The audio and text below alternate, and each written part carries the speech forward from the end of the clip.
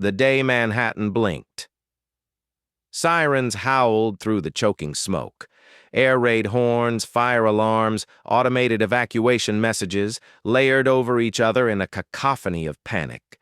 The sun itself seemed to dim as ash spiraled through the sky. Traffic lights flickered and died, their lifeless frames swinging eerily over crumpled cars and screaming pedestrians. At the epicenter of the blast, a crater nearly 200 feet wide yawned beneath the smoldering bones of what had been the UN's subterranean security complex, a facility few even knew existed. What remained was molten steel, pulverized concrete, and a jagged path to the abyss. Bodies lay twisted and scattered like forgotten marionettes, first responders, frozen mid-sprint. Cell phones and briefcases lying beside them as if they had simply vanished from time. Inside a command bunker beneath Fort Hamilton, 5 miles away, General Annette Crowley stood motionless before a war room display of red, blinking dots. "All comms east of the Hudson are offline," a young officer choked, hands trembling over the console. "We're blind. Not just satellites, phones, power grids, water systems, everything's gone. It's a blackout, wrapped in a precision decap strike." Crowley didn't blink. "We trained for this. God help us if we didn't plan for what comes next."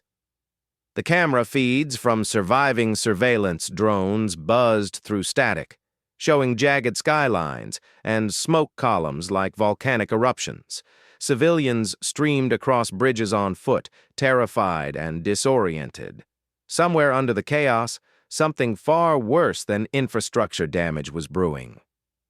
Back beneath First Avenue, a team of emergency tunneling units from FDNY's elite urban search and rescue detachment pushed through flame-scorched wreckage.